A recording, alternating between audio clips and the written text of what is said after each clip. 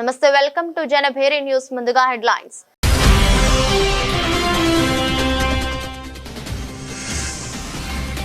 Circular ఎకానమీకి సంబంధించి తుది పాలసీని తీసుకురావాలి, అధికారులను ఆదేశించిన ముఖ్యమంత్రి నారా చంద్రబాబు నాయుడు.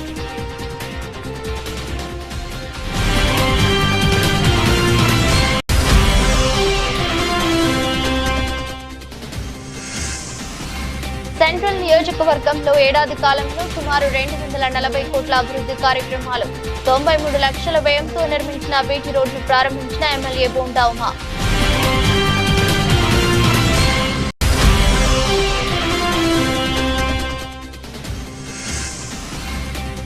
పోలవరం వనకచెర్ల ప్రాజెక్టు వల్ల ఎగువ రాష్ట్రాలకు ఎలాంటి నష్టం లేదు.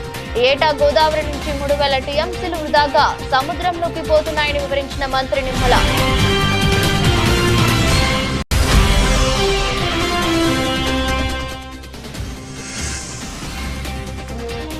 న్యాయవాది జెట్టి ప్రణీత్ కుమార్ పై సత్యనారాయణపురం పోలీస్ స్టేషన్ అధికారుల తీరు అమానుషం. బెజవాడ బార్ అసోసియేషన్ ప్రతినిధులు ఆగ్రహం.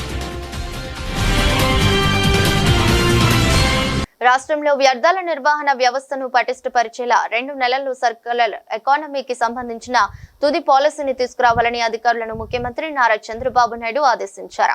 మొదటగా రాష్ట్రంలోని 3 ప్రాంతాల్లో సర్క్యులర్ ఎకానమీ పార్కులకు ఏడాదిలోగా ఏర్పాటు చేయాలని, అలాగే వేస్ట్ టు ఎనర్జీ ప్లాంట్లలో ఆధునిక యంత్రాలను వినియోగాన్ని పెంచాలని సూచించారు. రాష్ట్రంలో పేరుకుపోయిన చెత్తను వెంటనే తొలగించాలని సీఎం ఆదేశించారు.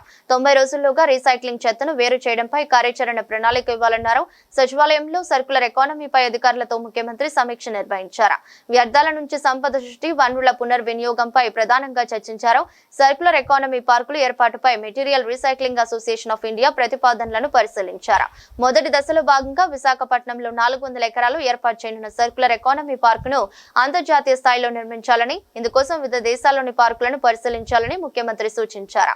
వీటితో భారీగా పెట్టుబడులు వచ్చేలా చూడాలని చెప్పారు. సర్క్యులర్ ఎకానమీ కింద కేంద్ర ప్రభుత్వం గుర్తించిన మున్సిపల్ వాహనాలు, లిథియం బ్యాటరీలు, జిప్సమ్ టైర్లు, రబ్బర్, ఎలక్ట్రానిక్, వ్యవసాయం, పారిశ్రామిక, ఆక్వా వ్యర్థాలు వంటి 11 రంగాలపై దృష్టి పెట్టడంతో పాటు అదనంగా గనులు, చేనేత, పశుసంవర్ధక శాఖలతో కార్యాచరణ సిద్ధం చేయాలని ముఖ్యమంత్రి నిర్దేశించారు. సెంట్రల్ నియోజకవర్గంలో ఏడాది కాలంలో సుమారు 240 కోట్ల అభివృద్ధి కార్యక్రమాలు చేశామని సెంట్రల్ ఎమ్మెల్యే బోండా ఉమా అన్నారు. కూటమి ప్రభుత్వం అధికారంలోకి వచ్చాక అభివృద్ధి పనులు శరవేగంగా సాగుతున్నాయని అన్నారు. బోండా 23వ డివిజన్ సెంట్రల్ నియోజకవర్గంలోని 23వ డివిజన్ గవర్నర్ పేట్ పాత బస్టాండ్ సమీపంలో ప్రకాశం రోడ్డు ప్రారంభంలో 93 లక్షల వ్యయంతో నిర్మించిన బీటీ రోడ్ను ప్రారంభించారు. ప్రభుత్వ వెబ్ సెంట్రల్ నియోజకవర్గ శాసనసభ్యులు బోండా ఉమా. ఈ సందర్భంగా బోండా ఉమా మాట్లాడుతూ కేవలం 1 ఏడాది వ్యవధిలోని రాష్ట్ర వ్యాప్తంగా ఆశించిన స్థాయిలో అభివృద్ధి పనులు జరగడంతో పాటు విజయవాడ సెంట్రల్ నియోజకవర్గాన్ని మోడల్ నియోజకవర్గంగా తీర్చిదిద్దే దిశగా కృషి చేస్తున్నామన్నారు. అభివృద్ధిలో భాగంగా రోడ్లు, డ్రైనేజ్ లైన్స్, వాటర్ లైన్లు, వీధి దీపాలు, కమ్యూనిటీ హాల్స్, ఆరోగ్య కేంద్రాలు, పార్కుల అభివృద్ధిపై ప్రత్యేక దృష్టి సారిస్తున్నామని తెలిపారు. ఇప్పటికే నియోజకవర్గంలో 240 కోట్లకు పైగా అభివృద్ధి పనులు చేపట్టామని, వాటిలో కొన్ని పూర్తయ్యాయని, మరికొన్ని పనులు శంకుస్థాపనలు చేసి ప్రారంభించడానికి సిద్ధంగా ఉన్నాయన్నారు. కూటమి ప్రభుత్వం వచ్చిన తర్వాత ప్రతి రోడ్ను అభివృద్ధి చేస్తున్నారని TDP floor leader Nellibanda Balaswamy తెలిపారు.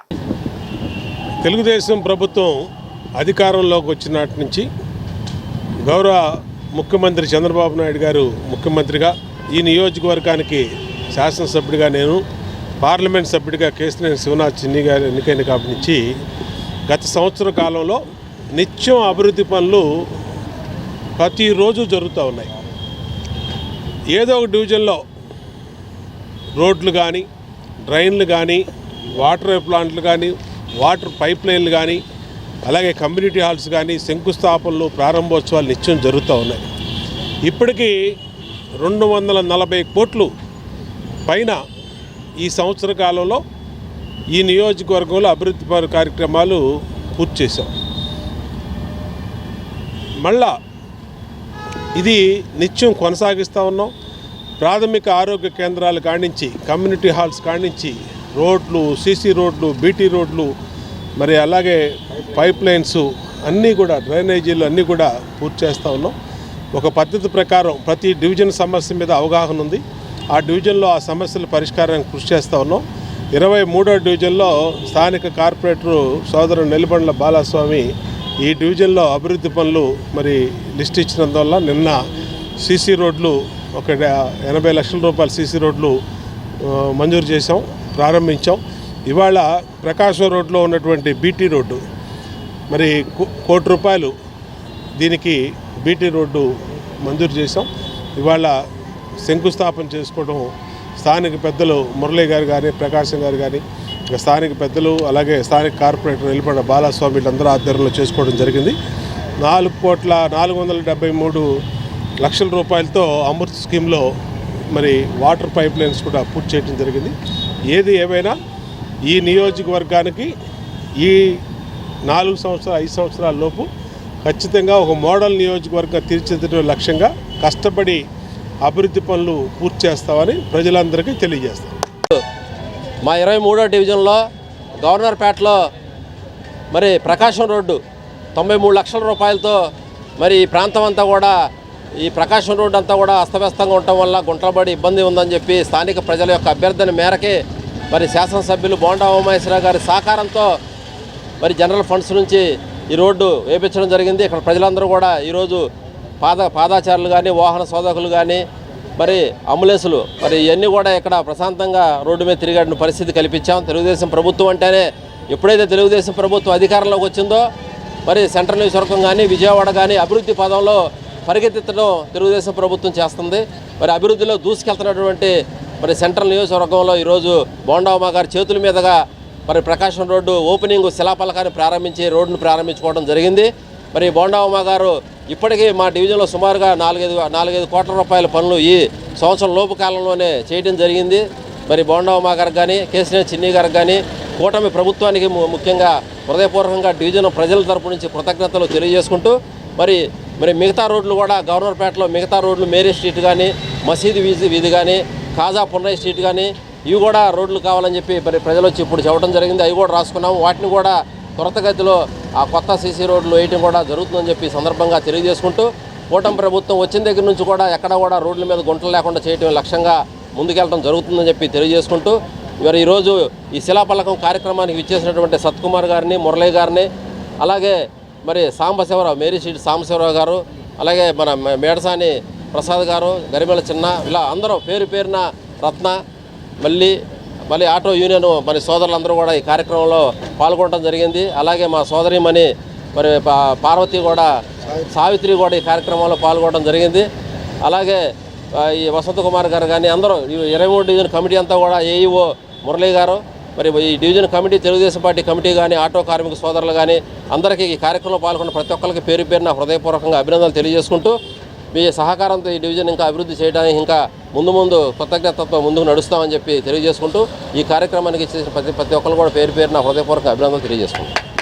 విప్లవ పూర్వ విద్యార్థుల వేదిక ఆధ్వర్యంలో జూన్ 22న గుంటూరులో సదస్సు నిర్వహిస్తున్నట్లు వేదిక కన్వీనర్ భరద్వాజ విప్లవ రచయితల సంఘం ప్రతినిధి అరసవల్లి కృష్ణ తెలిపారు.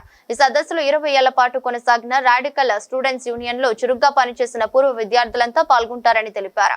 జరుగుతున్న బూటకపు ఎన్కౌంటర్లు, కగార్ ఆపరేషన్ నిలుపుదల, 2 దశాబ్దాలుగా నిర్వీర్యమైన విద్యార్థి సంఘాల ప్రభావం వంటి అనేక అంశాలపై ఈ సదస్సులు చర్చించినట్లు వివరించారు. ఇటీవల జరిగిన ఎన్కౌంటర్లో చనిపోయిన కేశవరావు, చలం వంటి వారు పీడిత ప్రజల కోసం చేసిన పోరాటాల స్ఫూర్తితో విప్లవోద్యమాన్ని ముందుకు తీసుకెళ్లాల్సిన ఆవశ్యకతపై చర్యలు ఉంటాయని తెలిపారు. ప్రస్తుతం అభివృద్ధి పేరుతో ప్రజల మీద జరుగుతున్న దాడులను వ్యతిరేకించడమే ఈ సదస్సు ఉద్దేశమన్నారు.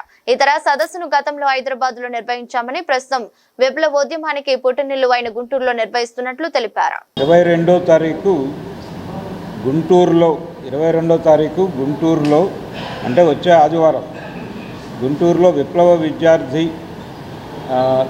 పూర్వ విద్యార్థి వేదిక ఆధ్వర్యంలో ఒక సెమినార్ జరగబోతోంది. ఆ సెమినార్కి సంబంధించినటువంటి వివరాలు తెలియజేయడం కోసం ఈ ప్రెస్ కాన్ఫరెన్స్ పెట్టడం జరిగింది. ఇక్కడ విషయం ఏంటంటే విప్లవ పూర్వ విద్యార్థి వేదిక అంటే 50 ఏళ్ల క్రితం ప్రారంభమైనటువంటి రాడికల్ విద్యార్థి సంఘం ఆ నేపథ్యం, ఆ సమయంలో విద్యార్థి ఉద్యమంతో సంబంధాలు ఉన్నటువంటి లేదు ఆ టైంలో విద్యార్థి ఉద్యమంలో పనిచేసినటువంటి పూర్వ విద్యార్థుల వేదికగా దీన్ని ఏర్పాటు చేసి హైదరాబాద్లో 2 రోజులు సదస్సులు జరిగినాయి. దాని తర్వాత ఈ రాడికల్ విద్యార్థి ఉద్యమంతో పాటు ప్రయాణం ప్రారంభించి విప్లవోద్యమంలోకి వెళ్ళి అమరులైపోయినటువంటి కామ్రేడ్ కేశవరావు గారు అలాగే కామ్రేడ్ చలం గారు, వీళ్ళిద్దరూ ఆంధ్రప్రదేశ్కు చెందినటువంటి నాయకులు. చలం గారు ఇక్కడ విజయవాడ ఆయుర్వేద కళాశాలలో చదువుకుంటూ విజయవాడలో రాడికల్ విద్యార్థి ఉద్యమ నిర్మాణానికి ఊతమిచ్చినటువంటి వ్యక్తి. అంటే ఒక రకంగా ప్రారంభకుడు ఆయనే. విజయవాడలో రాడికల్ విద్యార్థి ఉద్యమ ప్రారంభకుడు చలం గారు. ఆ తర్వాత ఆయన విప్లవోద్యమంలోకి వెళ్ళారు. పీడిత ప్రజల కోసం పనిచేయాలని నిర్ణయించుకుని ఆయన పూర్తి స్థాయి విప్లవకారుడిగా వెళ్ళిపోయారు. వెళ్ళిపోయిన తర్వాత ఈ మధ్య ఒక 15 రోజుల క్రితం జరిగినటువంటి ఎన్కౌంటర్లో ఆయన బీజాపూర్లో జరిగినటువంటి బూటకపు ఎదురుకాల్పుల్లో ఆయన ఒక గ్రామంలో రెస్ట్ తీసుకుంటూ ఉండగా ఆయన్ని పట్టుకుని తీసుకెళ్ళి కాల్చి చంపేశారు. అలాగే కేశవరావు గారిని కూడా, కామ్రేడ్ కేశవరావు గారిని కూడా, ఆయన మావోయిస్ట్ పార్టీ కేంద్ర కమిటీ కార్యదర్శి, ఆయన్ని కూడా అలాగే ఒక ప్రాంతంలో ఆయన ట్రీట్మెంట్ కోసం ఉన్నారు, ఆయన అక్కడి నుంచి తీసుకెళ్ళి కాల్చి చంపారు. అంటే కూటమి ప్రభుత్వం అధికారంలోకి వచ్చాక సెంట్రల్ నియోజకవర్గంలో అభివృద్ధి పరుగులు పెడుతోందని ఎమ్మెల్యే బోండా ఉమామహేశ్వరరావు తెలిపారు. బావాజీపేట 5వ లైన్ వద్ద 19 లక్షల వ్యయంతో నిర్మించనున్న బీటీ రోడ్ నిర్మాణానికి ఆయన శంకుస్థాపన చేశారు. ఈ సందర్భంగా మాట్లాడుతూ నియోజకవర్గ పరిధిలో ప్రతిరోజు అభివృద్ధి పనులు, ప్రారంభోత్సవాలు, శంకుస్థాపనలు జరుగుతాయన్నారు. ప్రజలకు అవసరమైన మౌలిక వస్తువులన్నింటినీ సమర్థంగా అందించేందుకు ప్రభుత్వం కృషి చేస్తుందని చెప్పారు. ప్రతి ఒక్క సమస్యకు శాశ్వత పరిష్కారం చూపుతూ ప్రజలకు అన్ని రకాల సౌకర్యాలు అందించడమే తమ లక్ష్యమని బోండా ఉమా స్పష్టం చేశారు.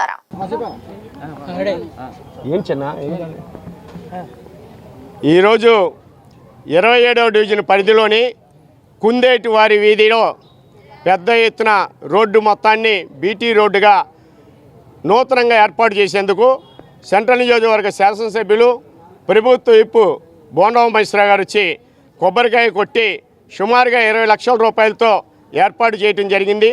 దీనికి డివిజన్ నుంచి అందరూ కూడా హర్షధ్వానాలు వ్యక్తం చేస్తూ ఆయన కృతజ్ఞతలు తెలియజేశారు. ఆయన 27వ డివిజన్ దత్తత తీసుకున్నట్టు 27వ డివిజన్ అభివృద్ధి చేయటమే లక్ష్యంగా ముందుకు సాగుతున్నారు. ఇప్పటికే గులాబీ తోటకు సంబంధించినటువంటి అనేక పనులు కార్పొరేషన్ నుంచి చేయటం జరిగింది. దుర్గాపురంలో అండర్ గ్రౌండ్ డ్రైనేజ్ కానీ, రోడ్లు కానీ నూతనంగా నిర్మిస్తున్నారు. బావాజీపేటలో ఉన్నటువంటి 5 లైన్లు, 5 అడ్డ రోడ్డులు, పాత దుర్గాపురం ప్రాంతంలో ఉన్నటువంటి ప్రాంతం అన్నీ కూడా ఇప్పుడే ఈఈ గారికి, డిఈ గారికి ప్రజల సమక్షంలోనే పిలిచి, డివిజన్ వాసుల సమక్షంలోనే అన్ని విషయాలు చెప్పడం జరిగింది. తక్షణమే ప్రతి ఒక్క రోడ్డును కూడా సీసీ రోడ్డుగా నిర్మాణం చేయాలని, ఈ సీసీ రోడ్డు నిర్మాణం చేసిన తర్వాత మిగిలినటువంటి అన్ని కనీస మౌలిక సదుపాయాలను ఏర్పాటు చేసి డ్రైన్లకు సంబంధించి అమృత సంస్థలు తవ్వి వదిలేశారు. డీమార్ట్ దగ్గర నుంచి దుర్గాపురం వరకు వివిధ ప్రాంతాల్లో. తక్షణమే వారి తవ్వినటువంటి గోతుల్ని పరిపూర్తి చేయటమే కాకుండా సైడు కాలువలని నూతనంగా నిర్మింపజేసి, రోడ్లు నిర్మింపజేసి ఈ ప్రాంతంలో ఉన్నటువంటి డ్రైనేజీ, వాటర్ సదుపాయాలను మెరుగుపరిచి కొత్త పైప్ లైన్తో ముందుకు పోవాలని ఏఈ గారి, డిఈ గారు చెప్పారు. ఈ డివిజన్ వాసులు కూడా పెన్షన్లు తదితర కావాల్సి వచ్చినటువంటి వాళ్ళందరూ కూడా ఇప్పుడే సచివాలయం, ఈ డివిజన్లో ఉన్నటువంటి 4 సచివాలయం సిబ్బందిని పిలిచి కూడా ఈ ప్రాంతంలో అర్హులైన ప్రతి ఒక్కరికి కూడా తక్షణమే రేషన్ కార్డులు ఇవ్వాలని, అంగవైకల్యంలో ఉన్నటువంటి వారందరికీ కూడా సర్టిఫికెట్లు ఇచ్చేటువంటి విధంగా తక్షణమే స్లాట్ బుక్ చేసి వాళ్ళందరికీ సహకరించాలని, ఈ డివిజన్లో సమస్యలు లేనటువంటి డివిజన్గా తీర్చిదిద్దడానికి బోండా ఉమామహేశ్వరరావు పెద్ద ఎత్తున కృషి చేస్తున్నారు. మేమందరం కూడా అభినందన తెలియజేసి ఆయన కృతజ్ఞతగా ఉంటామని తెలియజేస్తున్నాం. ఓకేనా?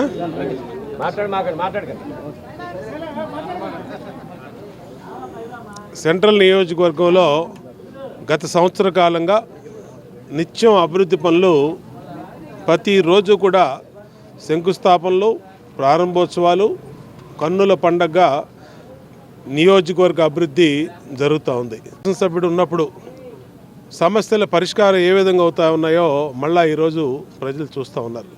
గత 5 సంవత్సరాలు అభివృద్ధికి దూరంగా ఉన్నటువంటి సెంట్రల్ నియోజకవర్గం ఇవాళ పూర్తి అభివృద్ధి పదంలో ముందుకెళ్తూ ఉంది. ఈ సంవత్సర కాలంలో ఇప్పటికే 240 కోట్ల రూపాయలతో మరి రోడ్లు కానీ, డ్రైన్లు కానీ, పైప్ లైన్, వాటర్ పైప్ లైన్లు కానీ, కమ్యూనిటీ హాల్స్ కానీ, ప్రైమరీ హెల్త్ కేర్ సెంటర్లు కానీ, ఇదని లేకుండా పార్కులు అన్నీ కూడా టేకప్ చేసాం. ఇప్పటికే 240 కోట్ల రూపాయలు వెచ్చించాం. ఇంకా రాబోయే 4 సంవత్సరాలు కూడా ఎన్ని వందల కోట్ల రూపాయలు ఖర్చు పెడతాను కానీ ఆ ప్రభుత్వం సిద్ధంగా ఉంది. సమస్యలు లేనటువంటి మోడల్ డివిజన్గా నియోజకవర్గంగా తీర్చిదిద్దిన లక్ష్యంగా పనిచేస్తాం. ఇవాళ 27వ డివిజన్లో బావాజీపేట, దుర్గాపురం ఈ సమస్యల మీద దృష్టి పెట్టాం. ఇప్పుడే 19 లక్షల రూపాయలు పెట్టి ఇక్కడ బీటీ రోడ్డు శంకుస్థాపన చేసుకోవడం జరిగింది. ఇక్కడ మిగిలిన రోడ్లన్నీ కూడా ఈ బావాజీపేటలో ఉన్న మిగిలిన రోడ్లన్నీ కూడా సీసీ రోడ్లు ఇప్పుడే ఎస్టిమేషన్ చేయమని అధికారులకి ఆదేశాలు ఇచ్చాం. ఖచ్చితంగా దాన్ని కూడా టేకప్ చేసి అతి త్వరలో ఈ బావాజీపేట నుంచి మైదానం వరకు ఉన్నటువంటి ప్రతి ఒక్క రోడ్ని సీసీ రోడ్లు వేస్తాం. తర్వాత గులాబీ తోట ఆ ఏరియా కూడా టేకప్ చేస్తాం. మొత్తం ఈ డివిజన్లో సమస్యలు లేనటువంటి డివిజన్గా తీర్చిదిద్దడం లక్ష్యంగా పనిచేస్తాం. పోలవరం బనకచెర్ల ప్రాజెక్టు వల్ల ఎగువ రాష్ట్రాలకు ఎలాంటి నష్టం లేదని ఏపీ జలవనరుల శాఖ మంత్రి నిమ్మల రామనాయుడు అన్నారు. ఈ ప్రాజెక్టుపై ఆయన సచివాలయంలో పవర్ పాయింట్ ప్రెజెంటేషన్ ఇచ్చారు. ఏటా గోదావరి నుండి 3000 టీఎంసీలు వృధాగా సముద్రంలోకి పోతున్నాయని వివరించారు. ప్రపంచంలోనే ఒక నదిలో ఒకే సమయంలో 50 లక్షల క్యూసెక్కులు ప్రవహించే నది గోదావరి. పోలవరం వద్ద లభ్యమయ్యే గోదావరి వర జలాలను మాత్రమే ఉపయోగించుకుంటాం. వృధాగా సముద్రంలోకి పోయే నీటిని మాత్రమే బనకచెర్లకు తరలిస్తాం. ఎక్కడా నికర జలాలను వాడట్లేదని స్పష్టంగా చెబుతున్నాం. ఎగువ రాష్ట్రాలకు కేటాయించిన నీటిని వాడుకునే పరిస్థితి లేదు అని ఆయన తెలిపారు. ప్రధాని నరేంద్ర మోదీ పాలన సువర్ణ అధ్యాయమని బీజేపీ ఎమ్మెల్యే నల్లమిల్లి రామకృష్ణారెడ్డి తెలిపారు. డబుల్ ఇంజిన్ సర్కార్ అధికారంలోకి వస్తే రాష్ట్ర భవిష్యత్ బాగుంటుందని, ప్రజలు మంచి విజయాన్ని అందించారని, ఆపరేషన్ సింధూర్తో రక్షణ రంగంలో ఎంత ప్రగతి సాధించామో ప్రపంచ దేశాలకి చాటి చెప్పామన్నారు. Make in India, made in ఇండియాలో భాగంగా రక్షణ రంగంలో కావలసిన పరికరాలని మనం సమకూర్చుకున్నామన్నారు. చినాబ్ నదిపై సాంకేతిక పరిజ్ఞానంతో వంతెన నిర్మాణం చేపట్టిన అంశాన్ని రామకృష్ణారెడ్డి ప్రస్తావించారు. మోదీ పాలనలో ఆర్థిక వ్యవస్థ రాబోయే రోజుల్లో 3వ స్థానానికి రానుందన్నారు. నారీ వ్యవస్థలో మైనారిటీ మహిళలకి సముచిత స్థానం కల్పించారన్నారు. పోలవరం ప్రాజెక్టు విశాఖ ఉక్కును కాపాడటం, రైల్వే జోన్ రాజధాని అమరావతికి కేంద్ర ప్రభుత్వం సహాయ సహకారాలు అందిస్తుందని ఆయన వివరించారు. అందరికీ నమస్కారం. ఈరోజు వికసిత భారతదేశపు అమృతకాలం. సేవ, సుపరిపాలన, పేదల సంక్షేమం, భారతదేశం యొక్క గౌరవాన్ని నిలబెట్టడం, ఈ అంశాలు ప్రధానంగా 11 సంవత్సరాలుగా గౌరవ ప్రధానమంత్రి గారు నరేంద్ర మోడీ గారి పరిపాలన కొనసాగుతూ ఉంది. ముఖ్యంగా పేదలకు సేవ చేయడం, అణగారిన వర్గాలకి గౌరవం ఇవ్వడం, మరోపక్క రైతుల సంక్షేమం ప్రధాన ధ్యేయంగా పనిచేయడం, అదేవిధంగా సాంస్కృతిక వారసత్వాన్ని, అభివృద్ధిని మేళవించి ముందుకు తీసుకెళ్ళడం, సాంస్కృతిక వారసత్వాన్ని అభివృద్ధి చేయడంతో పాటు ఆధునికత మేళవించి భారతదేశాన్ని ఇవాళ ప్రపంచంలో సుసంపన్నమైన దేశాల్లో ఆర్థిక రంగంలో 4వ స్థానానికి తీసుకొచ్చిన ఘనత నరేంద్ర మోడీ గారికి దక్కింది అనేది ఈ సందర్భంగా ప్రజలందరికీ మీ ద్వారా తెలియజేసుకుంటూ ఉన్నా. ముఖ్యంగా సేవా కార్యక్రమాలని కానీ సంక్షేమ కార్యక్రమాలని తీసుకుంటే వికసిత భారత్ లక్ష్యంగా, ఆత్మనిర్భర్ భారత్ లక్ష్యంగా ఇవాళ నరేంద్ర మోడీ గారు పనిచేయడం జరుగుతూ ఉంది. 11 సంవత్సరాల ఇజ్రాయెల్ నియంతృత్వాన్ని మాజీ ఎమ్మెల్సీ కేఎస్ లక్ష్మణరావు ఖండించారు. యుద్ధాలు ప్రపంచ వ్యాప్తంగా ప్రారంభం చూపుతాయని, రాష్ట్రాలపై కూడా దాని ప్రభావం ఉంటుందని అన్నారు. యుద్ధాలపై ప్రజల్లో అవగాహన పెంచేందుకు సెమినార్లు నిర్వహించడం అవసరమని, యువత శాంతికి పునాదిగా నిలవాలని పిలుపునిచ్చారు. ఇజ్రాయెల్ నియంతృత్వాన్ని ఖండిస్తూ ప్రపంచంలో శాంతిని కోరుతూ ఎస్ఎఫ్ఐ రాష్ట్ర కమిటీ ఆధ్వర్యంలో యుద్ధం వద్దు అనే అంశంపై రాష్ట్ర స్థాయి సెమినార్ బాలోత్సవ్ భవన్ లో నిర్వహించారు. కార్యక్రమానికి మాజీ ఎమ్మెల్సీ కేఎస్ లక్ష్మణరావు ముఖ్య అతిథిగా హాజరై విద్యార్థులను ఉద్దేశించి ప్రసంగించారు. సందర్భంగా మాట్లాడుతూ యుద్ధాలు ప్రపంచ వ్యాప్తంగా ప్రభావం చూపుతాయని, రాష్ట్రాలపై కూడా దాని ప్రభావం ఉంటుందన్నారు. యుద్ధాల కారణంగా ధరలు పెరిగే అవకాశాలు ఎక్కువగా ఉంటుందని చెప్పారు. ఇజ్రాయెల్ చేపట్టిన గాజాపై దాడులను అమెరికా పౌరులు కూడా ఖండిస్తున్నారని, అమెరికా ప్రజలు నో కింగ్స్ అంటూ ఆందోళనకు దిగిన విషయాన్ని లక్ష్మణరావు గుర్తు చేశారు. డొనాల్డ్ ట్రంప్ పాలనకు కూడా ఇటువంటి ఆందోళనలు చేశాయని అభిప్రాయపడ్డారు. రష్యా, ఉక్రెయిన్ మధ్య జరిగిన యుద్ధానికి నాటో సభ్యత్వం కూడా ఒక కారణమని వ్యాఖ్యానించారు. మిత్రులందరికీ నమస్కారాలు. ఇవాళ ప్రపంచవ్యాప్తంగా ఒక ఉద్రిక్త వాతావరణం కనపడతా ఉంది. గత 4-5 రోజులుగా ఇరాన్, అదేవిధంగా ఇజ్రాయెల్ యుద్ధం ఏదైతే ఉందో ఆ యుద్ధం యొక్క ప్రభావం ప్రపంచవ్యాప్తంగా కనపడతా ఉంది. మన భారతదేశ విద్యార్థులు ఎవరైతే ఇరాన్లో చదువుకుంటా ఉన్నారో వాళ్ళందరినీ కూడా ఒక సేఫ్ ప్లేస్కి ఇక్కడ మన వెనక్కు రప్పించడానికి మన ఇండియన్ ఎంబసీ వారు ప్రయత్నాలు చేస్తూ ఉన్నారు. అదేవిధంగా ఇప్పుడు ఉదయంలో వార్త ఏమంటే అత్యంత ప్రమాదకరంగా టెలి అవీవ్లో ఎవరైతే మన విద్యార్థులు ఉన్నారో వాళ్ళనంతా కూడా సేఫ్ ప్లేస్ పంపామని చెప్పి అక్కడున్న ఇండియన్ ఎంబసీ కూడా ప్రయత్నం చేస్తూ ఉంది. తర్వాత టెలి అవీవ్లో అమెరికా యొక్క వారి ఎంబసీ కూడా మూసుకోవాల్సిన పరిస్థితి వచ్చింది. చివరికి వాళ్ళు ఎంత ప్రమాదకరమైన పరిస్థితి ఏర్పడిందంటే కెనడాలో జరుగుతున్న G7 సమావేశానికి హాజరు కావడానికి వెళ్ళిన అమెరికా అధ్యక్షుడు ట్రంప్ కూడా ఇవాళ తన దేశానికి తిరిగి వెళ్ళిపోతూ ఉన్నాడంటే ఇవాళ అత్యంత ప్రమాదకరమైన పరిస్థితులు ఉన్నాయి. దీనికంతా ప్రధానమైన కారణం ఇజ్రాయేలే యుద్ధోన్మాదం అయితే దాన్ని ముందు నుంచి బలపరుస్తున్న అమెరికానే బాధ్యత తీసుకోవాలి. అమెరికా గుడ్డిగా ఇజ్రాయెల్ను బలపరచడం వల్ల ఇవాళ విచ్చలవిడిగా గాజా ప్రాంతాన్ని ఇవాళ నాశనం చేశాడు. పాలస్తీనా దేశాన్ని కూడా ఎక్కడ లేకుండా చేయాలని ప్రయత్నం చేశారు. ఆ తర్వాత ఇవాళ ఇరాన్ పైన యుద్ధం చేస్తూ ఉన్నాడు. టెహరాన్ పైన ప్రత్యక్షంగా ప్రజలపైన దాడులకు పూనుకున్నారు. అనేక మంది శాస్త్రవేత్తలను వాళ్ళందరినీ కూడా టార్గెట్ చేసి చంపివేయడం జరిగింది. కాబట్టి ఏమంటే ఇవాళ భారతదేశ వ్యాప్తంగా కమ్యూనిస్ట్ పార్టీల నాయకత్వంలో వామపక్షాల ఆధ్వర్యంలో దేశవ్యాప్తంగా ఇవాళ శాంతియుతంగా వారికి సంఘీభావ ప్రదర్శనలు చేపట్టాం. ఇవాళ దేశంలో ఉన్న ప్రధాని నరేంద్ర మోడీ గారు ఇవాళ కెనడాలో ఉన్నారు. మన ప్రధాని నరేంద్ర మోడీ గారు కూడా ఇవాళ నిర్మోహమాటంగా స్పందించాల్సిన అవసరం ఉంది. ఎందుకంటే నరేంద్ర మోడీ గారు ఇక్కడ గట్టిగా మాట్లాడుతూ ఉన్నారు తప్ప అమెరికా ట్రంప్ ఆయన చూసేలోగా ఆయన మాట్లాడలేకపోతూ ఉన్నాడు. మన ఇండియా పాకిస్తాన్ యుద్ధం విషయంలో కూడా రోజు దేశవ్యాప్తంగా వామపక్ష పార్టీల ఆధ్వర్యంలో పాలస్తీనాకు మద్దతుగా ఇజ్రాయెల్ యొక్క ఘోర దురంతాలకు వ్యతిరేకంగా ఆ ఇజ్రాయెల్ ఘోర దురంతాలకి మన మోడీ ప్రభుత్వం ఒకవైపు, అమెరికా ఆధిపత్యవాదం ఇంకొక వైపు వీళ్ళు బలపరుస్తున్నటువంటి తీరు చాలా దారుణం. ఈ మారణకాండని బలపరచడం అంటే ఇంతకన్నా మించినటువంటి రాక్షసత్వం, అమానుషత్వం ఇంకోటి లేదు. మన భారతదేశపు మంచి సాంప్రదాయాలు స్వతంత్రం వచ్చినప్పటి నుంచి పాలస్తీనాని మన ప్రభుత్వాలు, పార్టీలు అందరం బలపరుస్తున్నాం. ఇజ్రాయెల్ కనీసం ఢిల్లీలో రాయబార కార్యాలయం కూడా ఉండేది కాదు. అలాంటి పాలస్తీనా ఉద్యమానికి ఈరోజు ద్రోహం చేస్తూ ఉంది మోడీ ప్రభుత్వం. 60,000 మంది అక్కడ మారణకాండ జరుగుతుంటే పిల్లలు, అందులో 25,000 మంది పిల్లలు, మహిళలు, వాళ్ళ ఇళ్ళని ధ్వంసమైనవి. వీటన్నిటిని ఖాళీ చేస్తే మేము ఇక్కడ వ్యాపారం చేసుకుంటామని ట్రంప్ ప్రకటిస్తుంటే ఆ ట్రంప్కు మధ్యలో వాయిస్తున్నట్టుగా భజన చేస్తున్నటువంటి ఈ మోడీ సర్కారుకి సిగ్గు లేకుండా ఈరోజు భారతదేశం యొక్క ఉత్తమ సాంప్రదాయాలన్నింటినీ కూడా నాశనం చేస్తుంది, తొంగలో తొక్కుతూ ఉంది. ఒకవైపు సంస్కృతి సాంప్రదాయాలు అంటారు, ఇంకోవైపు సనాతన ధర్మం అంటుంటారు. ఏది మన సనాతన ధర్మం? పాలస్తీనాన్ని బలపరచడమే మన సనాతన ధర్మం. అన్యాయ యుద్ధోన్మాదానికి వ్యతిరేకంగా ఉండటమే మన సనాతన ధర్మం. అలాంటి దాన్ని వదిలేసి ఈరోజు దురహంకారమైనటువంటి ఇజ్రాయెల్ కొమ్ము కాయటం, వాళ్ళకి మద్దతు ఇవ్వటం అనేది క్షమించరాని నేరం. ఐక్యరాజ్య సమితిలో కూడా న్యూట్రల్గా ఉండటం లేకపోతే బయటికి రావటం తప్ప పాలస్తీనానికి మద్దతు తెలియజేయటం లేదు. అందుకని మన భారతదేశ ప్రజలందరూ ఈ సాంప్రదాయానికి అనుగుణంగా అమెరికా దురాఘాతాలు, పాలస్తీనా మీద ఇజ్రాయెల్ చేస్తున్న దాడులు, ఈరోజు ఇజ్రాయెల్ పాలస్తీనాతో ఆగటంలా. అంతకుముందు సిరియా మీద దాడి చేస్తే 2-3 రోజుల నుంచి ఇరాన్ మీద దాడి చేస్తుంది. ఇరాన్ మనకు మిత్రదేశం, మనం ఆయిల్ కొంటున్నాం, వ్యాపారాలు చేస్తున్నాము, మనకు అనుకూలంగా ఉన్న దేశం.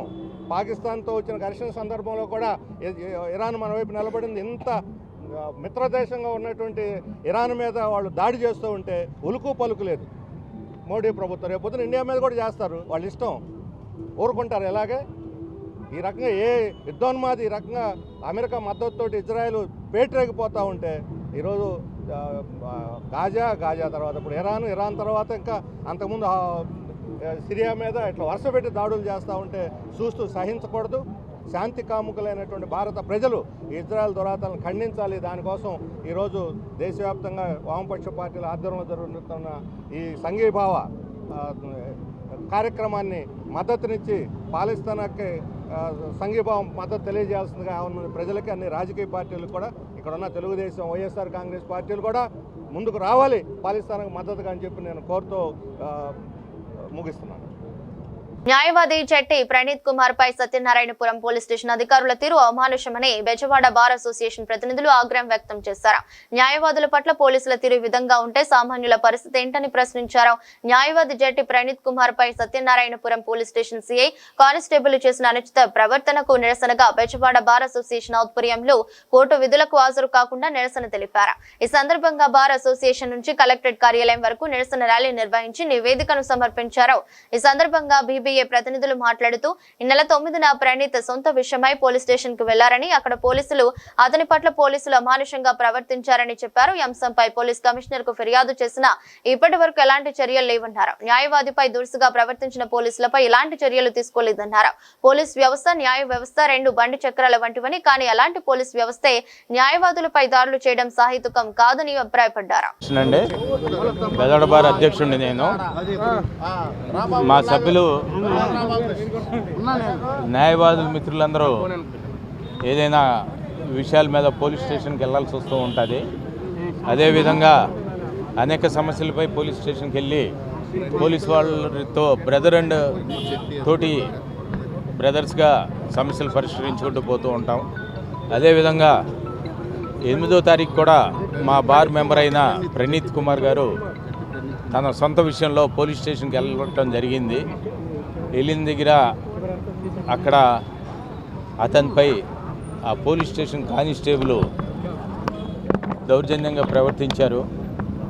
అదేవిధంగా సిఐ గారు కూడా అతన్ని థ్రెటన్ చేయడం జరిగిందని చెప్పి, అంటే లాయర్ అయితే కేసు పెట్టమా అన్న విషయం మీద హార్ష్గా మాట్లాడినట్టు 9వ తారీఖు మాకు వచ్చి బార్ అసోసియేషన్కి కంప్లైంట్ ఇచ్చారు.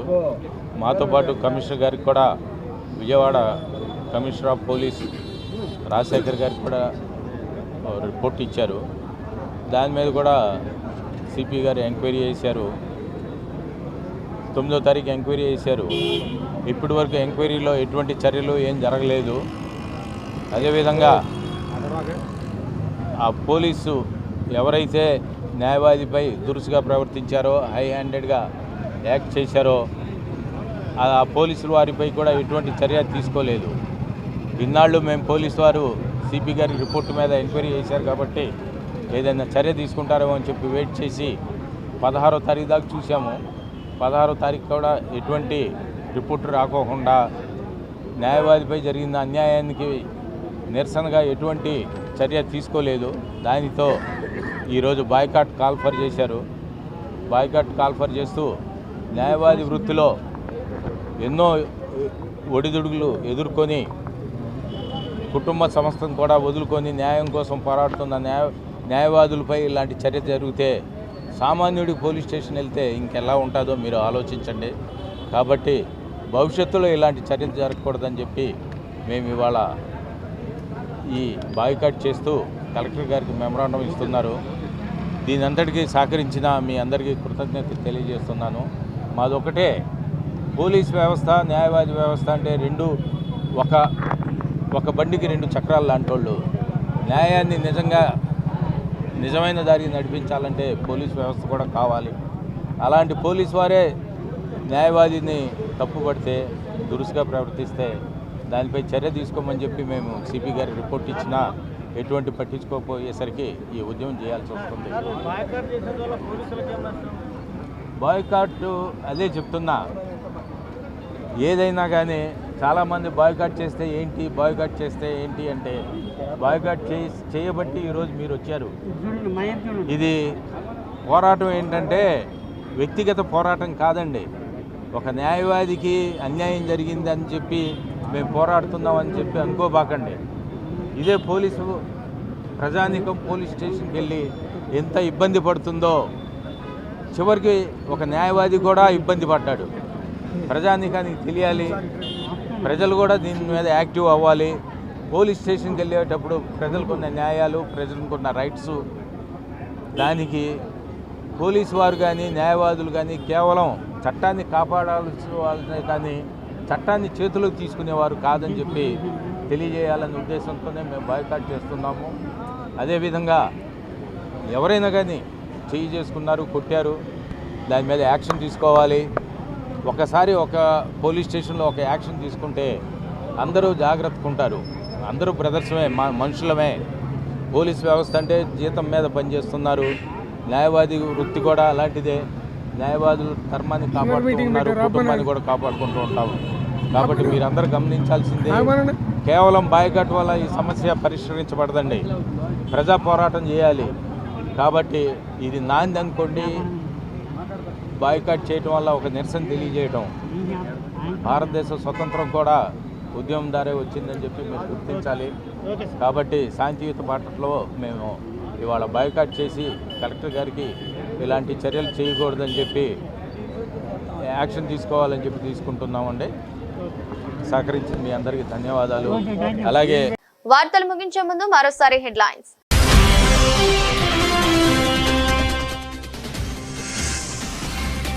సర్క్యులర్ ఎకానమీకి సంబంధించి తుది పాలసీని తీసుకురావాలి, అధికారులను ఆదేశించిన ముఖ్యమంత్రి నారా చంద్రబాబు నాయుడు.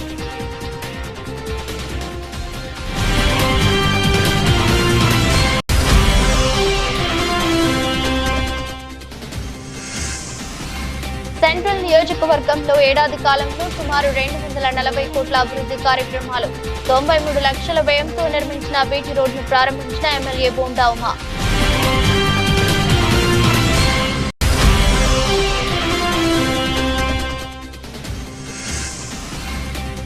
పోలవరం వనకచెర్ల ప్రాజెక్టు వల్ల ఎగువ రాష్ట్రాలకు ఎలాంటి నష్టం లేదు. ఏటా గోదావరి నుంచి 3000 టీఎంసీలు వృధాగా సముద్రంలోకి పోతున్నాయని వివరించిన మంత్రి నిమ్మల.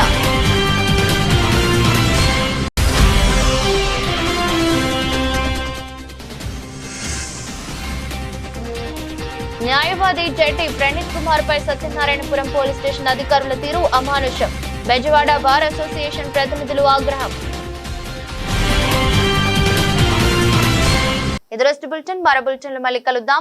అంతవరకు సెలవు. నమస్కారం.